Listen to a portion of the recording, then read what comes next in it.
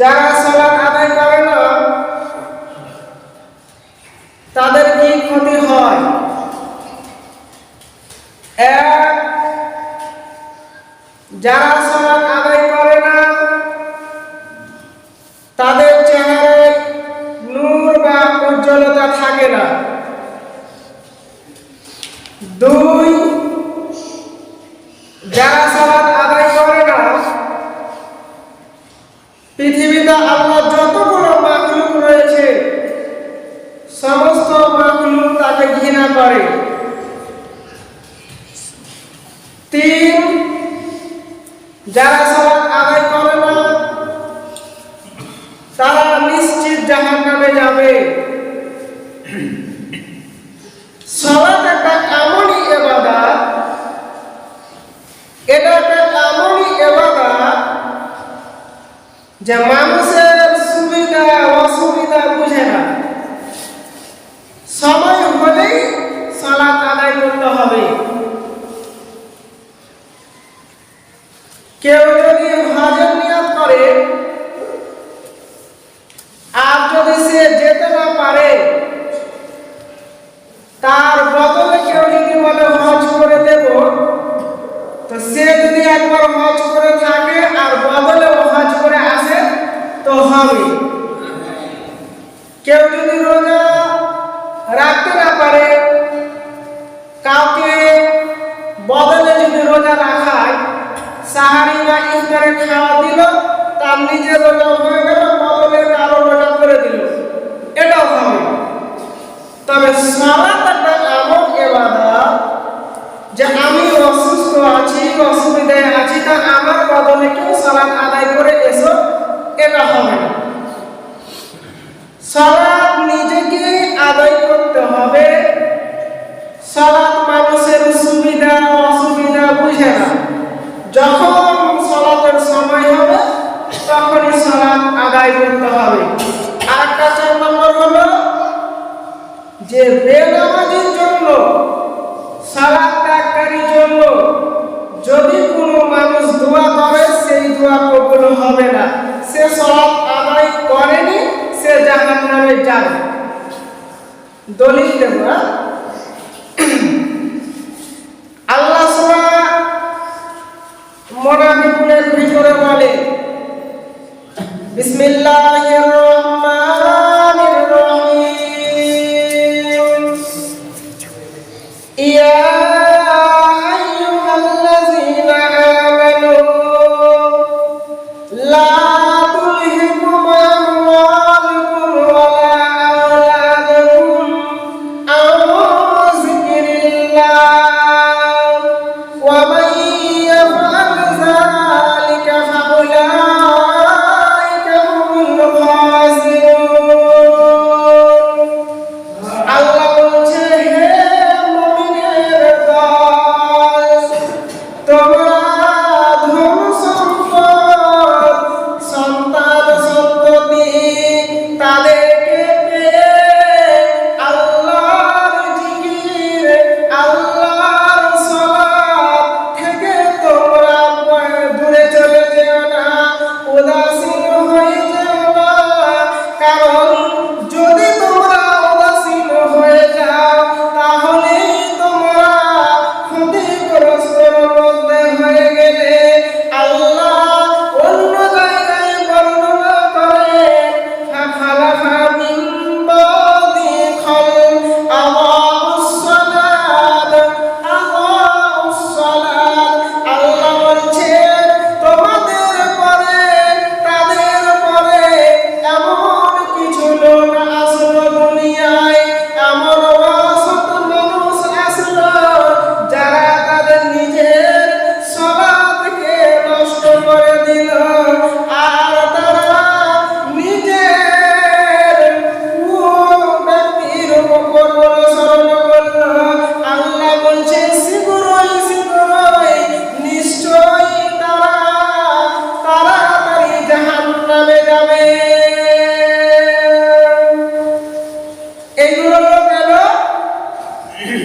ইসমাইল নবী, ইব্রাহিম নবী, এগুলো নবীর পরে কিছু কিছুগুলো লোক আসবে যারা তাদের সালাতকে বিনষ্ট করে দিল, নষ্ট করে দিল। এই এখনকার মানুষগুলো তারা শীঘ্রই জাহান্নামের খবর পাবে, তাদেরকে জাহান্নামে যেতে হবে। যারা সালাত আদায় করে না তারা অশিক্ষিত, তারা মূর্খ, তারা জ্ঞানী নয়, তারা আল্লাহর কাছে পছন্দ নয়। অথচ যদি সে দুনিয়ায় হেডমাস্টার হয়, হেড মাওলানা হয়, সে ডাক্তার মাস্টার যাই হোক না কেন, যে সালাত আদায় করে না সে হলো মূর্খ, সে জ্ঞানী নয়। না হলে আল্লাহ কি বলছেন? ইন্নামা ইয়াতাযাক্কারু উলুল আলবাব, বুদ্ধিমানেরাই উপদেশ গ্রহণ করবে।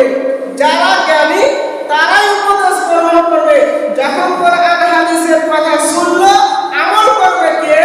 যারা বুদ্ধিমান, যারা জ্ঞানী, যারা আল্লাহকে ভয় করে তারাই আমল করবে। আর যারা আমল করলো না তারা জ্ঞানী নয়। অথচ সে এই দুনিয়ায় জ্ঞানী হতে পারে, কিন্তু আল্লাহর কাছে জ্ঞানী নয়, সে অশিক্ষিত, মূর্খ। এবার দেখেন 31 তারিখ আর 1 তারিখে পিকনিক খেয়েছে, এটা মুসলমানও খেয়েছে, আমাদের গ্রামেও খেয়েছে। এটা খবর কে জানে না? যে দিন ধরে পিকনিক খেলে এটা বিদআত হবে, যেহেতু আল্লাহ নবীর যুগে হয়নি। আর বিদআত কোন জিনিসকে বানিয়ে দেওয়া, তো এই যে দিন ধরে পিকনিক খেলো এটা বিদআত। আর যদি বিদআত করে তাহলে আল্লাহ নবীকে অপমান করা হলো। আর আল্লাহ সূরা নিসার ভিতরে বলেছেন যে আল্লাহ ও তার রাসূলকে যে অমান্য করবে তারা নিশ্চয়ই জাহান্নামে যাবে। তো এটা কে জানে না? সবাই জানে। জানার পরেও যদি মানুষ খায় তো ওটা আল্লাহ বলছে উপদেশ গ্রহণ করবে কে? অশিক্ষিত, মূর্খ, জাহেল উপদেশ গ্রহণ করবে না। উপদেশ গ্রহণ করবে বুদ্ধিমানেরাই, যারা আল্লাহকে ভয় করে। তো এইগুলো যারা করে, যে যারা খেয়েছে তারা অশিক্ষিত, তারা মূর্খ, তারা জাহেল, তারা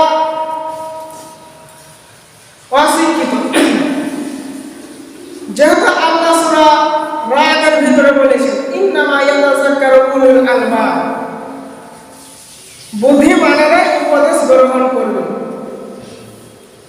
আবু হুরায়রা রাদিয়াল্লাহু তাআলা আনহু বলেন আল্লাহর নবী বলেছেন আসসালাওয়াতুল খামসু ওয়াল জুমআতু ইলাল জুমআ ওয়া রামাদানু ইলা রামাদান মুকাফফিরাতুন লিমা বাইনাহুন্না ইজা তুনিবাতিল কাবাইর। আল্লাহ নবী বলছেন এক সালাত থেকে আরেক সালাত পর্যন্ত, এক জুমা থেকে আরেক জুমা পর্যন্ত, এক রমজান থেকে আরেক রমজান পর্যন্ত কাফারা হয়ে যায়। মানে যতগুলো সাগীরা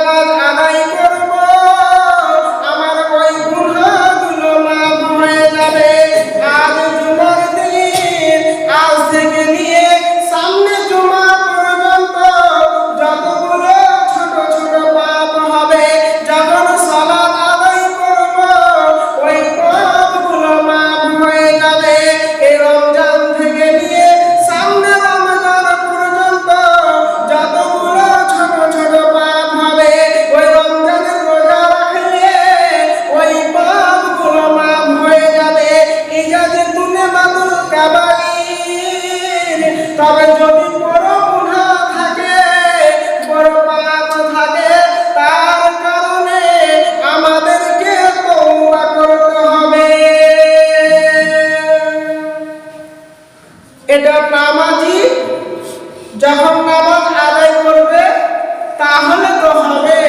তো আমরা তো নামাজ আদায় করি না, আমরা তো নামাজ থেকে দূরে, তাহলে আমাদের এই গুনাহগুলো মাফ কি হবে? নামাজি হতে গেলে এইগুলো আমাদের জন্য জান্নাত যাওয়ার পথ। উপদেশ নামাজিরাই গ্রহণ করবে, মুমিনেরাই গ্রহণ করবে। এরপরে হাদিস আল্লাহ নবী বলছেন, লা ইয়ালিজান্না আহাদুন সাল্লা ক্বাবলা গুরুবিহা ক্বাবলা শামসি ওয়া ক্বাবলা গুরুবিহা। আল্লাহ নবী বলছেন যে ফজরের সালাত আর আসরের সালাত আদায় করলো সে কখনো জাহান্নামে যাবে না।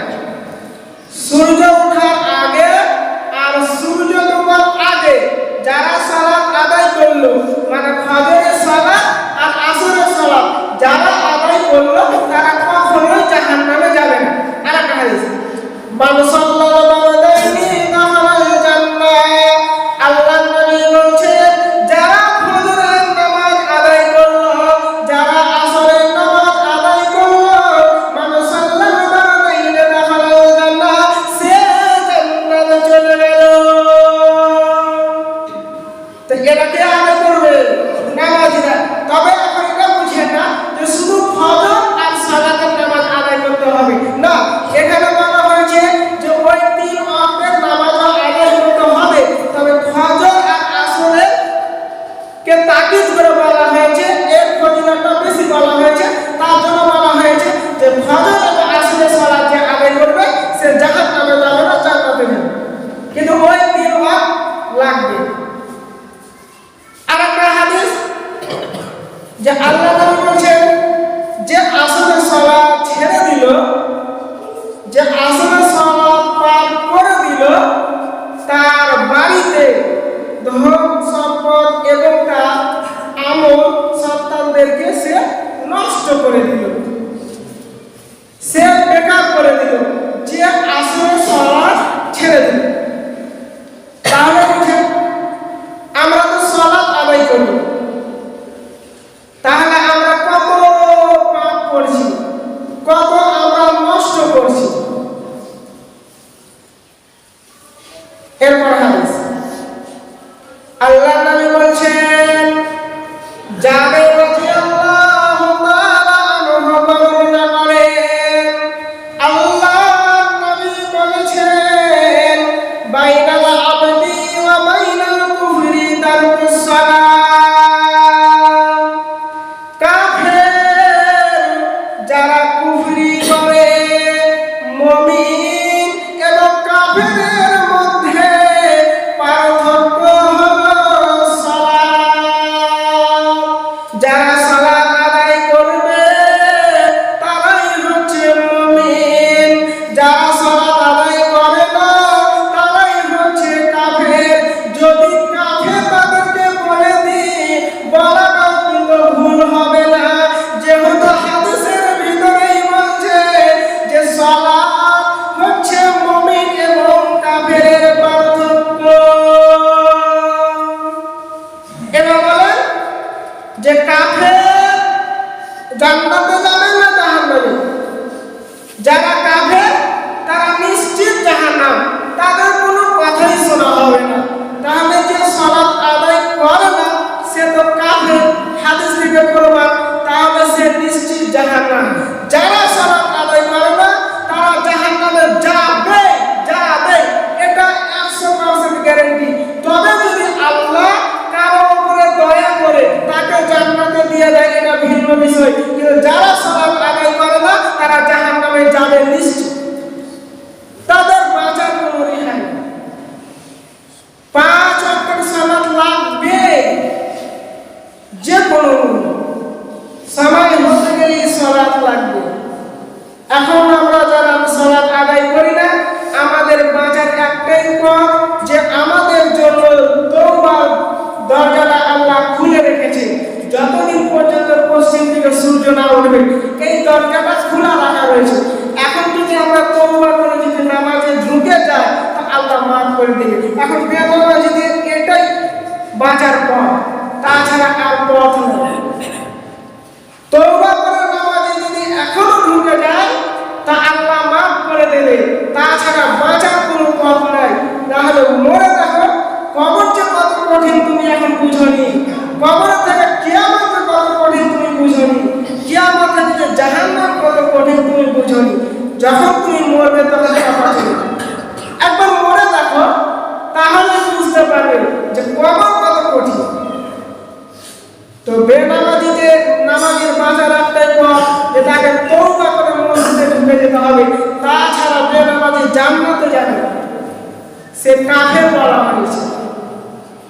মুমিন ও কাফেরের পার্থক্য হলো সালাত। সালাত যে কোনো মূল্যে লাগবে। এক ব্যক্তি আল্লাহ নবীর কাছে আসলো, ব্যক্তিটা অন্ধ।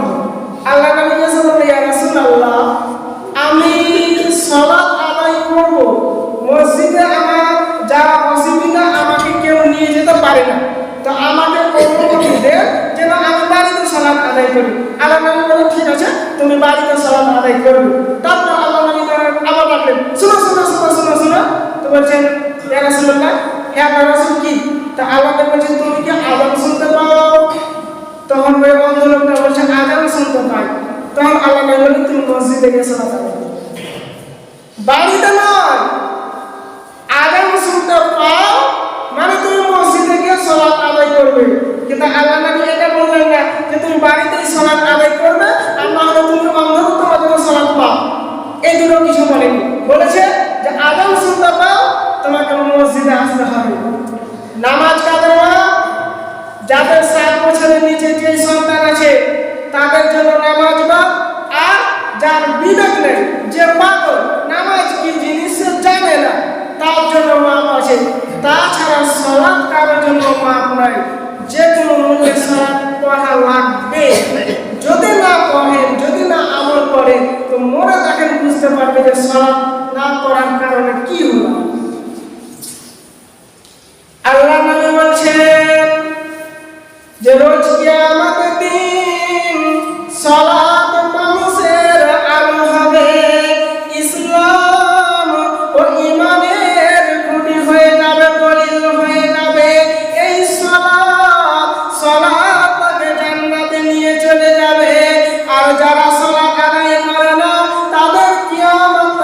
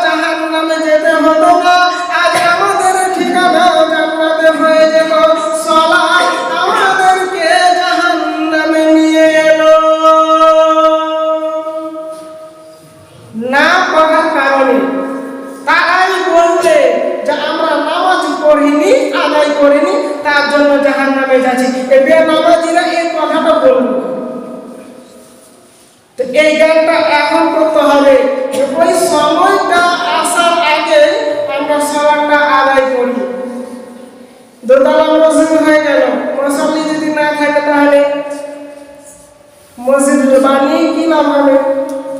যেই নামাজি নামাজ আদায় করছে সেটি ভালোভাবে আদায় করছে। যে নামাজি নামাজ আদায় করছে ফজরের সময়ও তাদেরকে দেখা যাচ্ছে যে না সালাতে আসছে, প্রথম কাতারে আছে, এক কাতার নামাজি হয়ে যাচ্ছে, যেটি আদায় করছে সেইটি। কিন্তু বাদ বাকি আর কেউ আসে না, তাদের ভিতরে ভয় ঢুকে না। মরার পর তারা বুঝতে পারবে, আর মরণ যে কত কাছে সেটা এখনো মানুষ বুঝেনি। তিরিকের মধ্যে সেকেন্ডের মধ্যে মানুষ মরে যাচ্ছে, বিবেকে একটুটা চিন্তা হয় না যে এই অবস্থা আমারও তো মরণ হতে পারে, আমারও তো মরণ হয়ে যেতে পারে, তা আমি দুনিয়ায় কি করলাম? যেটার জন্য পাঠিয়েছে সেটা তো করি না, তাহলে মরার পর কি হবে? এটা মানুষের বিবেকে বুঝে আছে। আল্লাহ যেন আমাদের সকলকে আমল করার তৌফিক দান করেন, আল্লাহুম্মা আমিন। আমরা যতজন নামাজ ছেড়ে দিয়েছি কিংবা নামাজ পড়ছি না, আল্লাহ যেন সবাইকে নিয়ে নামাজ পড়ার তৌফিক দান করেন, আল্লাহুম্মা আমিন।